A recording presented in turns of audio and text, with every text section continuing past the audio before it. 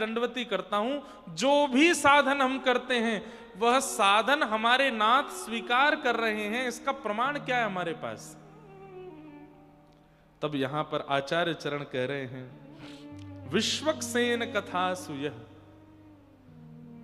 किसी कथा में जाके बैठिए, किसी प्रवचन में जाके बैठिए, किसी सत्संग में जाके बैठिए, वहां जाकर के यदि आपका मन लगने लगे तो समझ जाओ कि आपके आराध्य आपसे प्रसन्न हैं, आपकी सेवा स्वीकार कर रहे हैं, आपके अनुष्ठान व्रत से वे बड़े प्रसन्न हैं।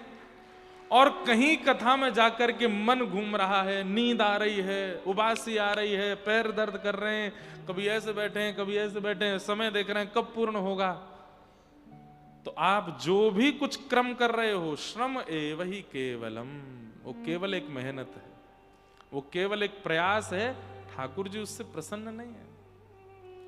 ठाकुर जी की कथा के प्रति रति बढ़े। बहुत दिन से मैंने ये प्रसंग कहा नहीं। जगन्नाथ प्रभु के एक परम रसिक भक्त हुए, उनका नाम था अंगद जी महाराज। क्या नाम था? अंगद जी। एक राजा के महामंत्री थे अंगद जी, बहुत ध्यान से सुनना। और राजा जो था वो संबंध में अंगद जी का भतीजा भी लगता था, मतलब राजा के चाचा थे। वैसे बड़े अच्छे थे, नियम से रहना, महामंत्री के, राजा के जो जो कर्म होते हैं उन सब का बड़ा ध्यान रखते थे, लेकिन धार्मिक नहीं थे, कथा आदि नहीं सुनते थे। लेकिन भगवत कृपा से इनका जिनसे विवाह हुआ, अंगद जी की जो पत्नी थी वो बड़ी धार्मिक थी, नित्य कथा सुनती थी। कथा सुनने में इतनी रुचि थी कि बस पता चल जाए कि पास के गांव में भी कथा हो रही है तो दौड़ करके जाती थी। और उसने इसी शर्त पर ब्याह किया था अंगद जी से कि आप मुझे कथा सुनने से, भगवत सेवा करने से, नाम जप करने से, अनुष्ठान करने से, ठाकुर जी की घर में सेवा करने से रोकोगे नहीं। तो अंगद जी ने भी ये उसको वचन दिया और उससे भी वचन लिया कि तुम चाहे कथा सुनो, सेवा करो, सत्संग करो, अनुष्ठान करो, मुझसे कभी कहना नहीं कि तुम भी कथा में चलो, तुम भी सेवा करो, तुम भी नाम जप करो, मुझसे होगा नहीं। तो दोनों की आपस में ये कमिटमेंट हुआ था कि वो उनको नहीं छेड़ेंगे, ये इनको नहीं छेड़ेंगी, वो कथा में रहेंगे, ये बिल्कुल कथा में जाएंगे नहीं। तो अंगद जी कथा वार्ताओं से लाखों कोसों दूर रहते थे। लेकिन एक दिन, लेकिन प्रेम बहुत करते थे अपनी पत्नी से, बहुत प्रेम करते थे। पत्नी ने दीक्षा ले ली थी एक महाराज जी से, एकादशी का दिन था, तो महाराज जी का नियम था कि सब शिष्यों के यहां एकादशी के दिन सत्संग करने जाते थे। इस बार नंबर आया अंगद जी की पत्नी का। वो घबरा तो गई कि कहीं मेरे पति नाराज ना हो, लेकिन उसने सोचा कि इतने साल हो गए विवाह को, अब तो मान ही जाएंगे, और वैसे भी वो पूरे दिन राजभवन में रहते हैं, कोई दिक्कत नहीं, और थोड़े बहुत नाराज हुए भी तो मुझसे प्रेम इतना करते हैं, मना लूंगी मैं। महाराज जी अपने गुरुदेव को पूरी संगति के साथ में बुला लिया।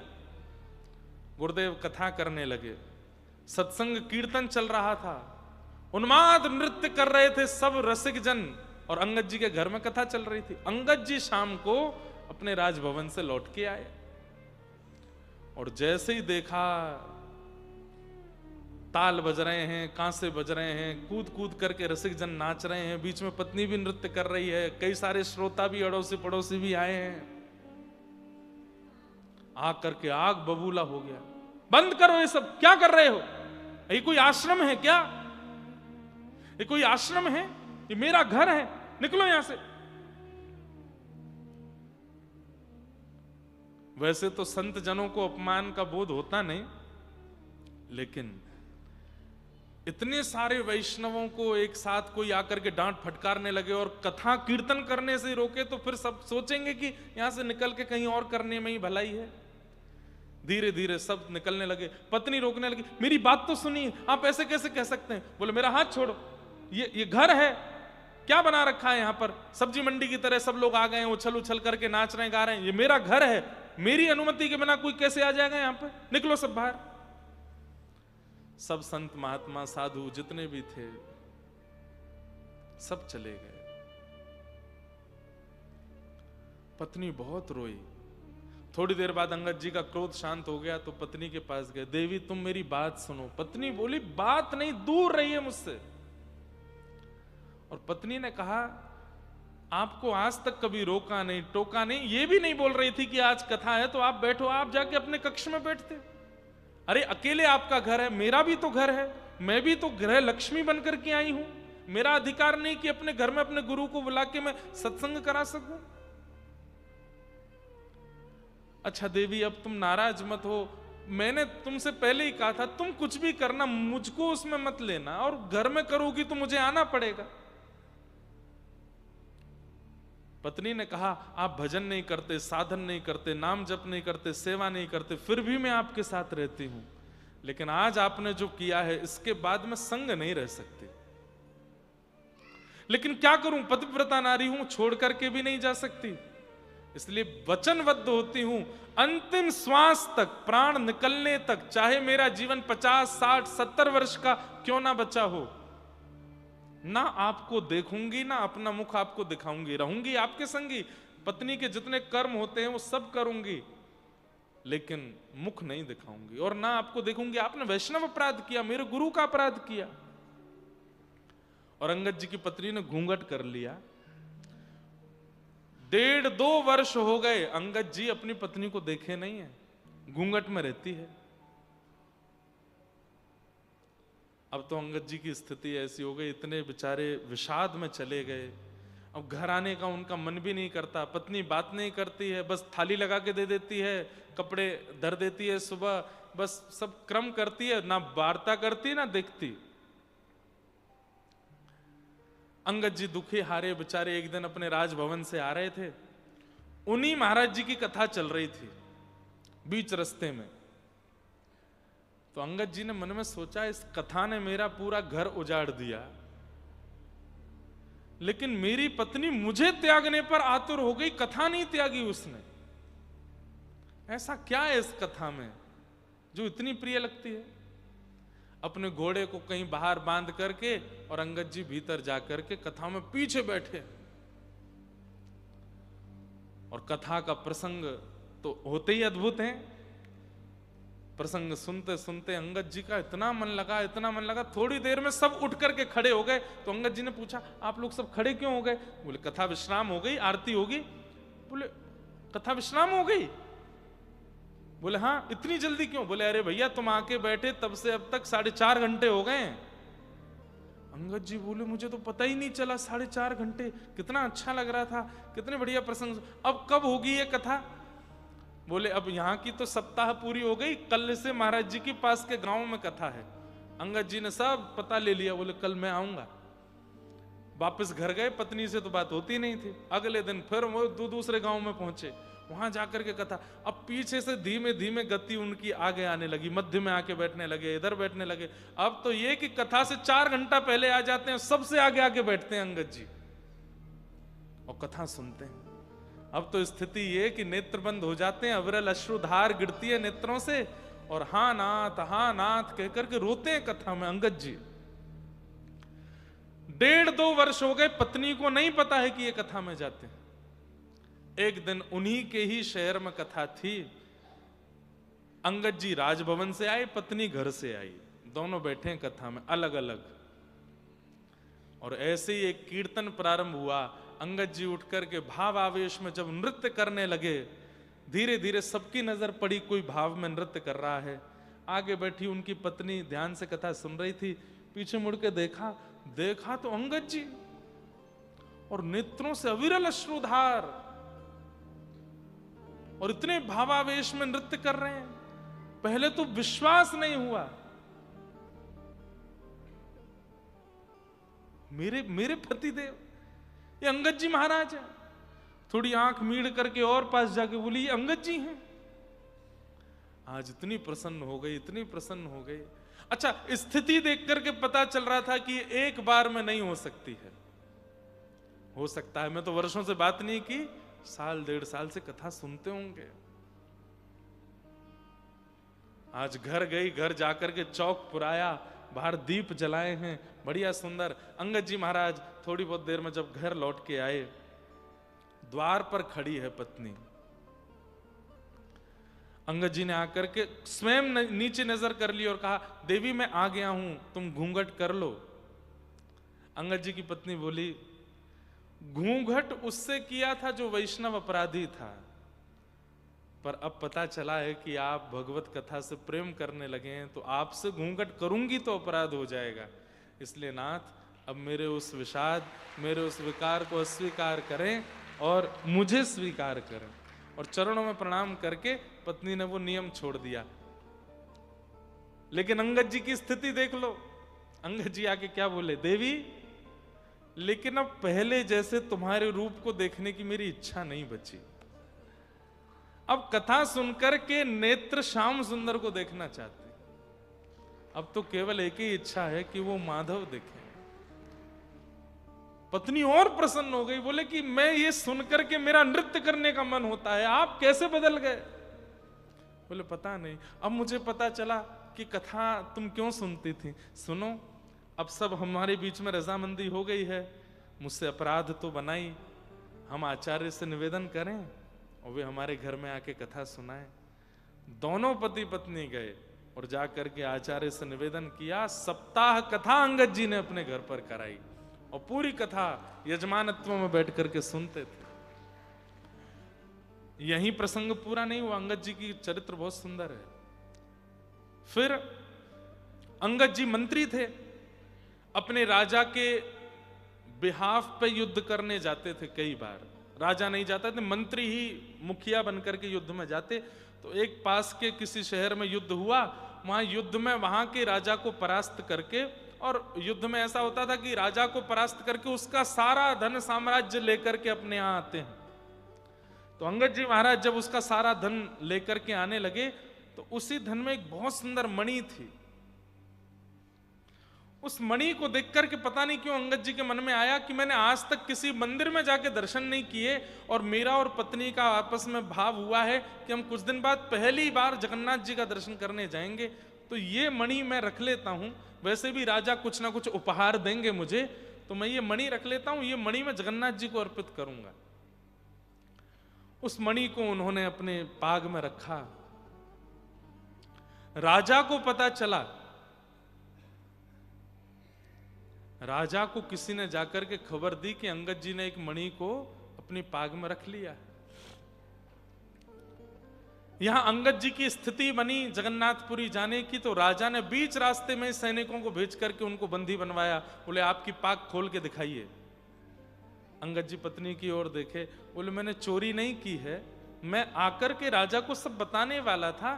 वो जीती हुई सामग्री में से सब सेना को उपहार देते हैं, तो मैं उपहार में ये मणि मांगने ही वाला था, लेकिन मुझे था कि मुझे जगन्नाथपुरी जाना है, पहले मैं मणि ले जाता हूं, सब क्रिया करके आके राजा को बता देंगे। बोले ये सब तुम्हारी बनावटी बातें हैं, हमें पता है तुमने मणि की चोरी की है, मणि दिखाओ। अंगद जी ने मणि निकाली। बोले मणि हमें दे दो। बोले अब इस मणि पर जगन्नाथ जी का नाम अंकित हो गया है, ये उन्हीं के लिए है, मैं आपको नहीं दे सकता। सैनिकों ने कहा तुम्हारा सर धड़ से अलग कर देंगे, मणि दो। बोले सर धड़ से अलग कर देना, एक बार जगन्नाथ जी को दिखाऊं, उसके बाद जो चाहे करना, पर ये मणि तो जगन्नाथ जी के पास ही जाएगी। सैनिकों ने जब बहुत हट किया, तो पास में एक सरोवर था, उस सरोवर में मणि को फेंक दिया। और अंगद जी महाराज भुजा उठा के बोले मैंने कथा में सुना है नाथ कि आपकी भुजाएं बहुत आवान उलंबित हैं, आप लंबी भुजाओं वाले हैं। मेरी वस्तु आप तक पहुंचाने में मुझे चल के आना पड़ेगा, पर मेरी वस्तु को स्वीकार करने के लिए आप तो कहीं भी आ सकते हैं। कर्मा की खिचड़ी खाने आप राजस्थान पहुंच जाते थे, तो मेरी मणि लेने के लिए इस जलाशय में आ जाइए नाथ, ये मणि मैं यहीं से अंकित करता हूं, क्योंकि मैं शरीर से आपके पास नहीं पहुंच पाऊंगा। मणि को खोजने के लिए सब लोग कुंड में कूद गए, पूरा जल सुखवा दिया कुंड का, लेकिन मणि नहीं मिली। राजा ने पूछा अंगद जी मणि कहां है? बोले कि जिनकी थी उनके पास चली गई। बोले इनकी हथकड़ी लगाओ, बेड़ियां लगाओ, इनको लेके चलो जगन्नाथपुरी। और महाप्रभु जी के पास यदि वो मणि नहीं मिली तो इनका सर धड़ से अलग करेंगे। पहली बार जगन्नाथ दर्शन करने के लिए अंगद जी गए, हाथों में हथकड़ियां, पैरों में बेड़ियां और सैनिक नंगी तलवार लेकर के चल रहे हैं। और अंगद जी महाराज जैसे जगन्नाथपुरी पहुंचे, जगन्नाथ महाप्रभु के जैसे ही दर्शन खुले हैं, सबने देखा उस मणि को जगन्नाथ जी ने अपने कंठ में धारण करके रखा है। अंगद जी के नेत्र सजल हो गए। आज भी वो मणि जगन्नाथ जी कंठ में या शीश पर कहीं धारण करते हैं, आज भी। कथा सोचिए, और कोई अनुष्ठान नहीं किया अंगद जी ने, केवल कथा सुनने में रति लगा दी, सुनने में रुचि लगा दी, उससे इतना बल प्राप्त हो गया कि कहां मणि पधराई और कहां पहुंची। और जगन्नाथ महाप्रभु ने कैसी कृपा करके अंगद जी को दर्शन दिया। वही बात यहां पर आचार्य चरण कह रहे हैं, विश्वक्सेन कथा सुयः, सत्संग के प्रति, कथा के प्रति यदि आपकी रति है, आपकी रुचि है, तो आपके नाथ आपसे प्रसन्न हैं, इस बात का प्रमाण है। लेकिन सत्संग में ही आपको बेचैनी हो रही है, मन उच्चाटित होता है, जाने का मन होता है, आलस्य आता है, तो आप जितने भी क्रम कर रहे हो, ठाकुर जी उससे प्रसन्न नहीं हैं, ठाकुर जी उससे राजी नहीं हैं। हरि के गुण सुना करो। नोत्पादये दधिरतिम श्रम एव हि केवलम, कि धर्मस्य यापवर्गस्य नार्थोऽर्थायोपकल्पते, नार्थस्य धर्मैकान्तस्य कामो लाभाय स्मृत। हमारा धर्म याप वर्गस्य, अपवर्ग है। पवर्ग शब्द में प फ ब भ म, प फ ब भ म 5 शब्द होते हैं। हमारा धर्म अपवर्ग है, पवर्ग नहीं है। पवर्ग शब्द के 5 शब्द किस भाव को अंकित करते हैं? तो प से पाप, पाप के बाद यदि आप भगवत सानिध्य लेते हो कि मुझसे पाप हो गया नाथ, मेरे पापों को दूर करो, मुझसे बहुत बड़ा अपराध हो गया, उसको धर्म नहीं माना जाता। पाप में पढ़कर के भगवत आराधन करना, प्रायश्चित के लिए ही करना, लेकिन वह भी धर्म नहीं है। आप प्रायश्चित के लिए भगवान का भजन कर रहे हो। प और दूसरा शब्द फ, यानी कि फल की प्राप्ति के लिए भगवत भजन करना। मुझे ये प्राप्त हो, ये प्राप्त हो, ये प्राप्त हो, इसके लिए हे हनुमान जी मैं आपकी आराधना करता हूं, हे देवी मैया मैं आपको ये निवेदित करता हूं, हे बालकृष्ण प्रभु आपको ये अर्पित करता हूं। फल की प्राप्ति के लिए किया गया भजन भी धार्मिक भजन, वो धर्म के अंतर्गत नहीं आता। आप फल ले रहे हो भजन करके, स्वार्थ है वहां पर।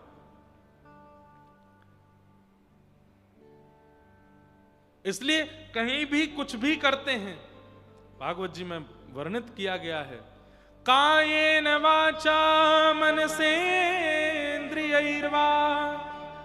बुद्ध्यात्मना भानुषितस्वभावात् करोमि यत् सकलं परस्मै नारायणायेति समर्पये तत्। सब भगवान को अर्पित किया करो। एक बहुत सुंदर बात, ध्यान से सुनो, ध्यान से सुनना, बहुत अच्छी बात है।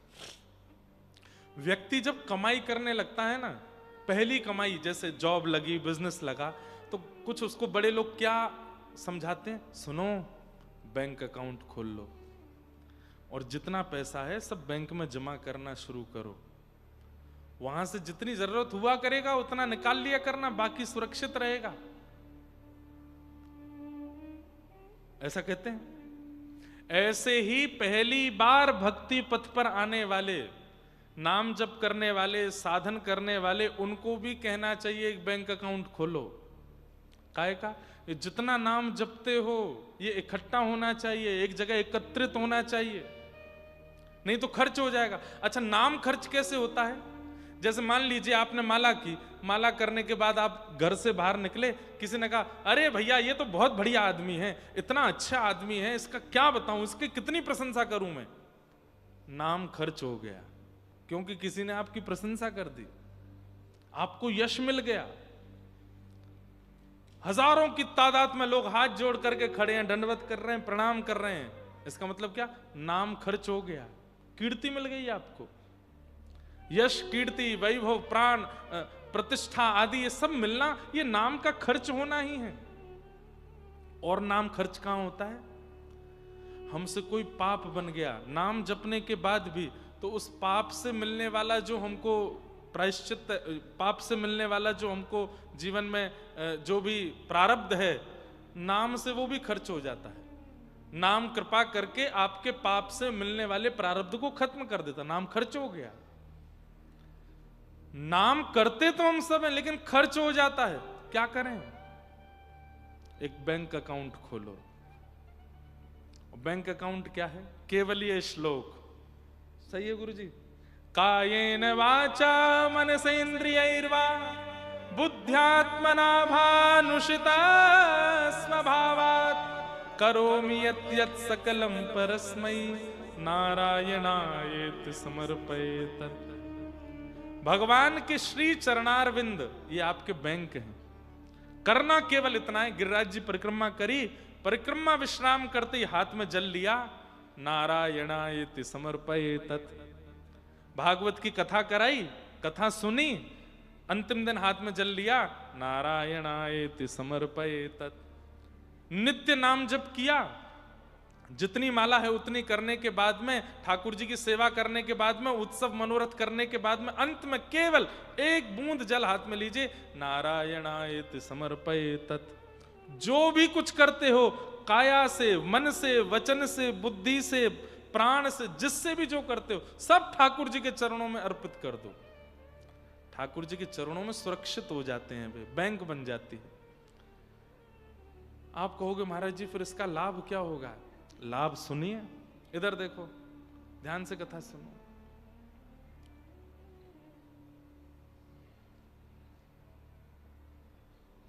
इधर देखो, यहां देखो, कथा श्रवण करो। क्या बता रहा था मैं? हैं? हाँ, उससे लाभ क्या हुआ?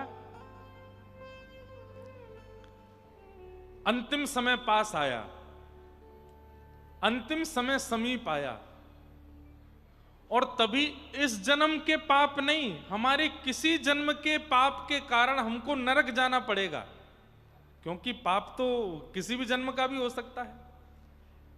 और इस जन्म में भी कोई अज्ञात रूप से बन गया, और बनते ही हैं ना, बहुत पवित्र मत समझो अपने आप को। हर दिन कोई पाप बनता है हमसे, और उस पाप के कारण हमको नरक जाना पड़े, तभी हम क्या करेंगे? हे नारायण प्रभु, आपके चरणार बिंदों में जीवन भर का जितना भी भजन बल, जितना भी तप बल, जितना भी सेवा बल आप हमने अर्पित किया है, उसकी कृपा कीजिए। सोई ठाकुर जी के दूत प्रकट हो जाएंगे, यम दूतों को रोक देंगे, बोले इसको नहीं ले जा सकते। बोले क्यों? खाता खुला है इसका, ठाकुर जी के चरणों में खाता खुला है, और वहां इतना नाम, इतने मनोरथ, इतनी परिक्रमा, उन सब का फल इसके पास रखा है। उस फल के प्रभाव से इसको ठाकुर जी की गोद में जाना है, आप इसको लेके नहीं जा सकते, ये ठाकुर जी के पास जाएगा। और मान लीजिए इतना जप नहीं कि ठाकुर जी की गोद में जाना है, तो कम से कम इतना तो फल मिल ही सकता है उस नाम के प्रभाव से कि आप इसको नरक नहीं ले जा सकते, इसका पुनर्जन्म होगा। अब की बार ये ब्रजवासी बन के आएगा, व्रज में जन्म लेगा, और व्रज में जन्म लेकर के फिर भगवत प्राप्ति करेगा। और कहीं हमारा नाम जप इतना हुआ, ना तो यमदूत आएंगे ना विष्णुदूत आएंगे, दोनों प्रिया लाल युगल किशोर प्रकट हो जाएंगे, उस नाम के प्रभाव से लेकर के जाएंगे। इकट्ठा कीजिए, खर्च मत करने दीजिए, खर्च हो जाता है। इसलिए हमारा धर्म अपवर्ग है, पवर्ग नहीं। पाप के बाद किया गया भजन धार्मिक नहीं है, फल की प्राप्ति से किया गया भजन। अब फल की प्राप्ति से जैसे करते हैं, फल कैसे मिलेगा? जितना नाम किया होगा उसी के बल पे फल मिलेगा, खर्च हो गया वो। आपने कहा हे ठाकुर जी एक पुत्र हमारे घर में हो जाए, तो आपने जीवन भर में जितनी बार भगवान नाम लिया है वो सब भगवान नाम खर्च होगा, उसके बदले पुत्र मिलेगा या कोई भी उपलब्धि मिलेगी। खर्च नहीं करना है उसको। आहा, बाईसा कहती है,